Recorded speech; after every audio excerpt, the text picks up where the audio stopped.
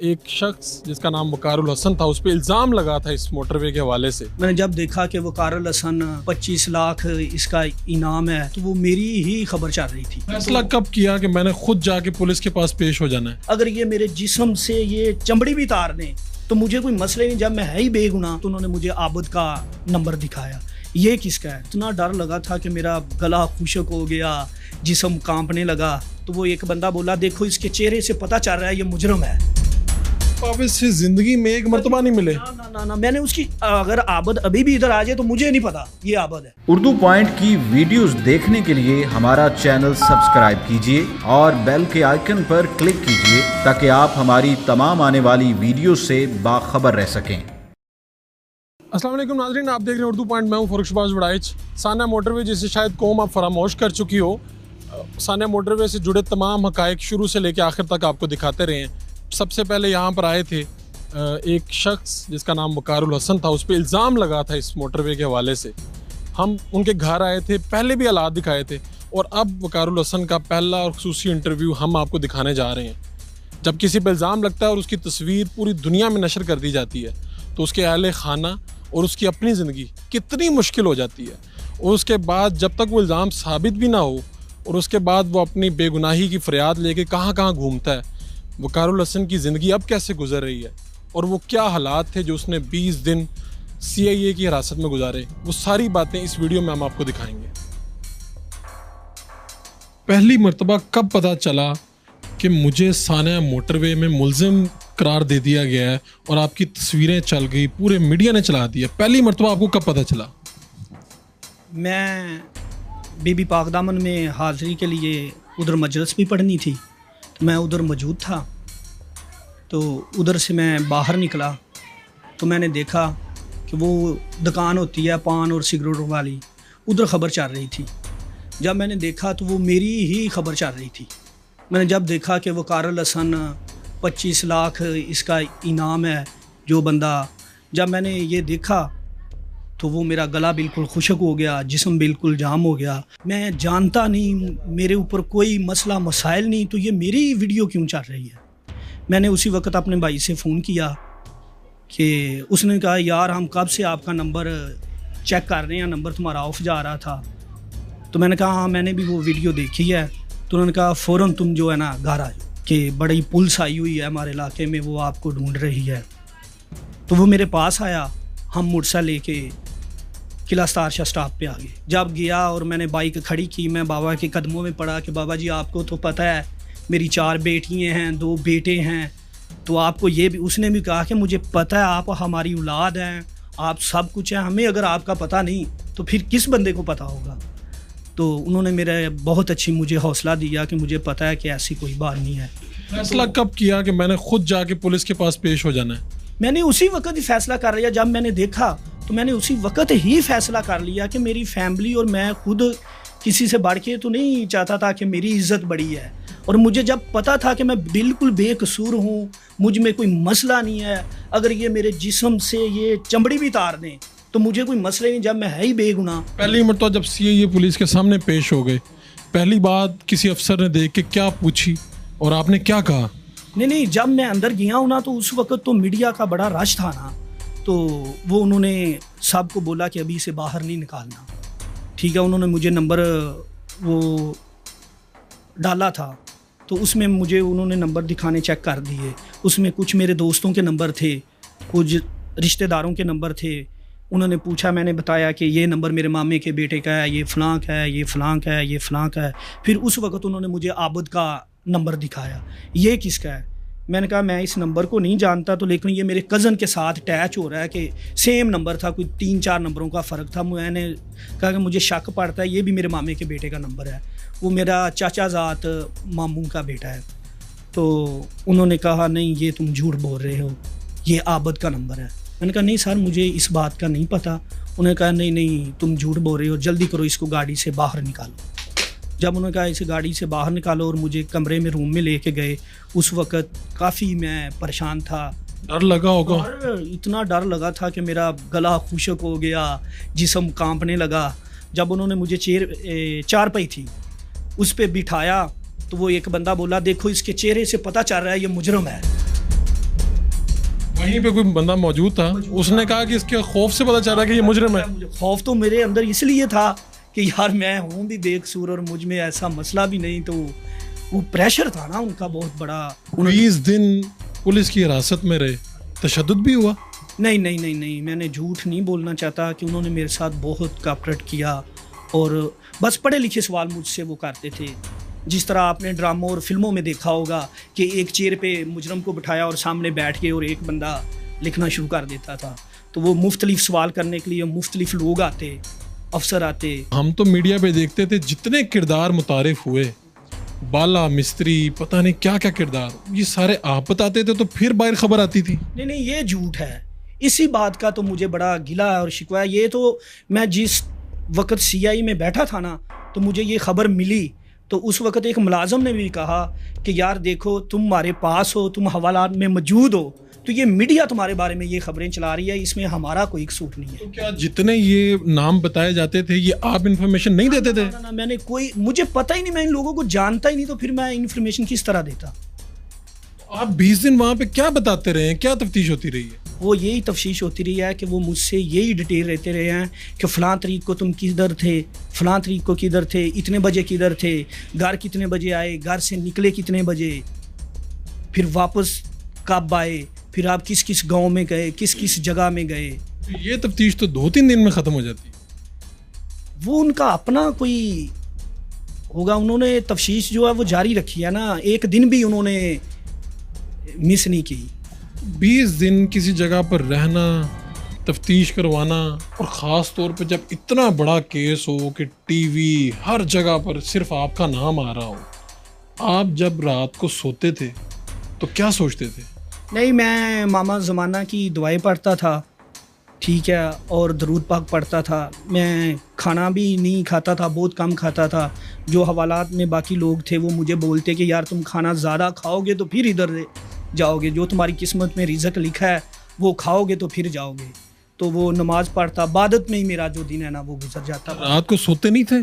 बहुत कम, अगर कोई रात ज़्यादा टाइम हो जाना, कोई 2-3-4 घंटे सो लेना, नहीं तो इबादत में ही गुजर जाते थे, बस अल्लाह अल्लाह अल्लाह। किसकी वहाँ पर याद आती थी और क्या सोचते थे कि मेरे से गलती कहाँ पे हुई है? नहीं, गलती का तो नहीं, मुझे अपनी वालदा की बहुत याद आती थी कि मैं उनको मेडिसन 2 टाइम खिलाता था। कि ऐसा होना कि आपको पता है जब ये कार्डियोलॉजी का मसला बना, मेडिसन बंद हो गई थी, तो मेडिसन ख़रीद के लानी, तो वो वालदा ने बचत कर लेनी कि आज नहीं खाती, सुबह खा लूँगा। मैंने आना उनको मेडिसन खिलानी, तो मैं ये सोचता था कि ये अब ज़िम्मेदारी कौन करता होगा कि अगर वो एक दिन मेडिसिन ना खाएं तो उनकी फिर वही मसला बन जाता है। तो हिरासत के अंदर भी आप अपने बारे में जो इंटरव्यूज चलते थे, वीडियोस चलती थी, वो देख रहे थे? नहीं नहीं नहीं नहीं, वो तो नहीं देखते थे। वैसे जो बाहर से लोग आते थे ना वो बताते थे। क्या बताते थे और आप क्या सोचते थे?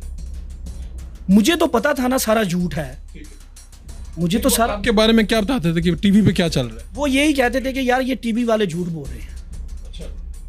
कि देख मसलन कि उन्होंने ये खबर चली कि वकार अल हसन ने जी ये शफकत वगैरह के रेट करवाई है, ये इस गैंग का हिस्सा था, लेकिन इस मामलात में नहीं है, ठीक है, ये साथ गया है पुलिस के। तो मैं अंदर हवालात में था, तो वो फिर मुझे कहते तुम इधर मौजूद हो, तो देखो ये खबर चल रही है।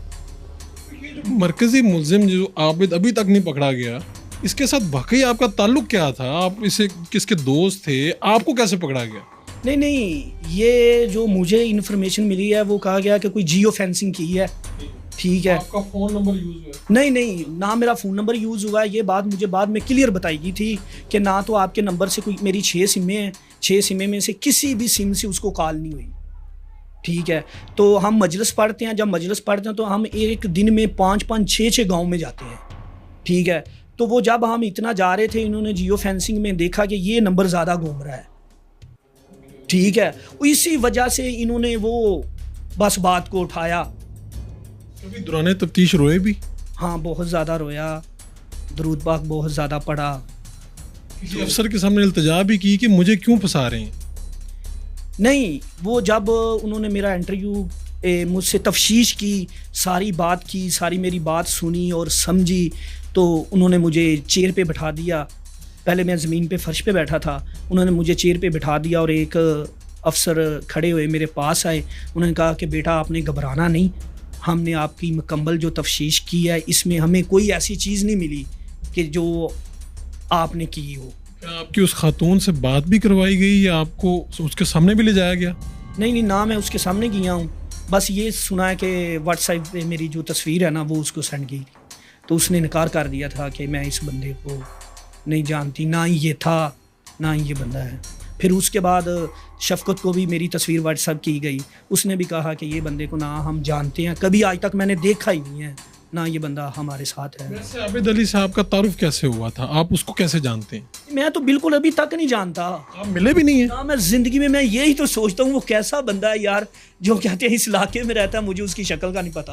आप आबिद से जिंदगी में एक मर्तबा नहीं मिले? ना ना ना ना, मैंने उसकी, अगर आबद अभी भी इधर आ जाए तो मुझे नहीं पता ये आबद है। इलाके में तो सबको पता चल गया, आपकी दुकान भी है, आप खुद मजालिस पढ़ते हैं, तो क्या आप लोग जब मिलते हैं तो क्या बात करते हैं? असल में जो मुझे अफसोस है और बड़ी तकलीफ़ है वो बात ही ये है कि जब आप इस बात को ज़्यादा समझेंगे कि एक फैमिली वाला जो बंदा होता है उसके घर के अखराजात, और घर में वालदा मेरी जो है हार्ट की मरीज़ है, मैं पहले बताया है, तो उसके लिए मुझे बहुत परेशानी हो रही है कि जब मैं काम पे जाता हूँ या दोस्तों को हमारे यहाँ फौतगी हुई, मैं वो दुआ के लिए गया तो वो लोग बहुत हसरत की निगाहों से देखते, बड़ा वो महसूस करते कि ये आपस में वो बैठ के बातें करते, तो मुझे माशरे में अब जो है ना बहुत मसला बनता है कि लोग बड़ी अजीब सी निगाहों से देखते हैं।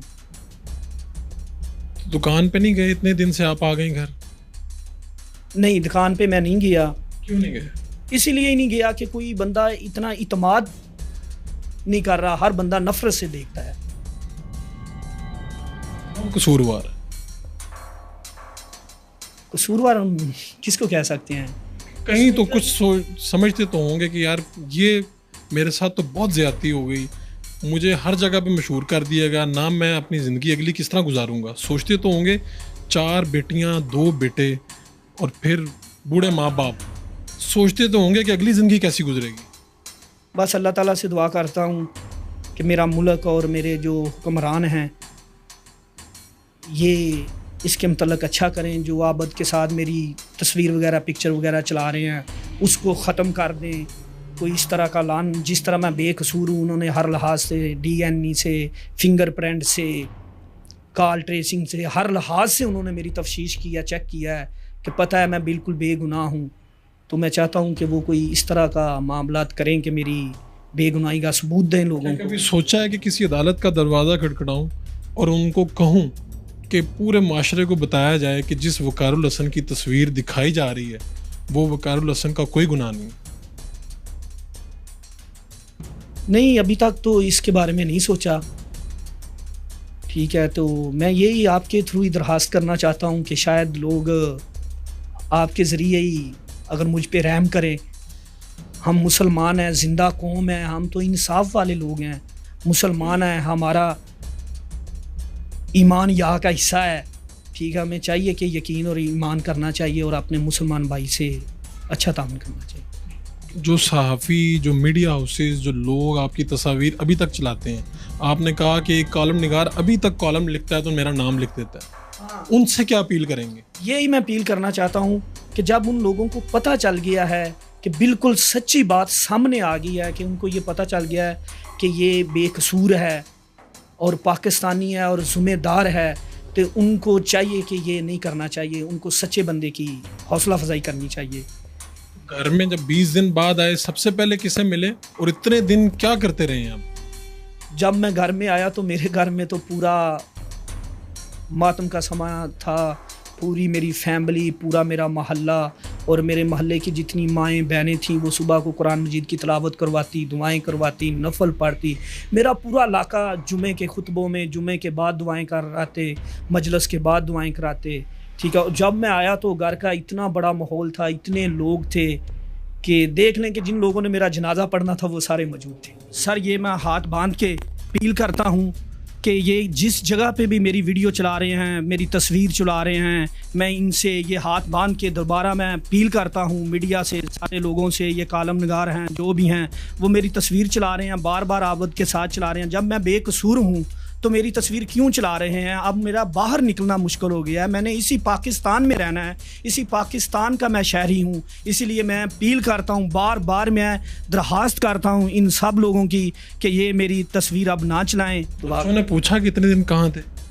हाँ, बच्चे तो फिर आपको पता ही है कि वो तो अभी तक बड़े सवाल करते हैं, पापा कैसे सोते थे, क्या खाते थे, उन्होंने आपको मारा कितना, वो तो फिर बहुत ज़्यादा सवाल है। जब पहली मरतबा जब आपको पता चला कि मेरे पे इतना संगीन और गलत इल्ज़ाम लगा है, तो सोचा तो होगा मैं तो खुद 4 बेटियों का बाप हूँ, बहुत दुख हुआ होगा। नहीं, दुख तो बड़ा हुआ था। फिर मैंने ये सोचा कि मुहर्रमों के दिन हैं तो शहादत अल्लाह को बहुत पसंद है, बड़ा रुतबा है। तो वो मैंने अपने भांजे से बोला, आसफ अगर ये मुझे मार देना तो मेरे बेटों का तुम जिम्मेदार हो, ठीक है? तो मैं बस इसीलिए ही जा रहा हूँ कि शहादत बड़ा रुतबा है, अगर ये मुझे मार देंगे खुदा को और मुझे पता है कि मैं शहीद हूँ, तो शहीद ज़िंदा होता है।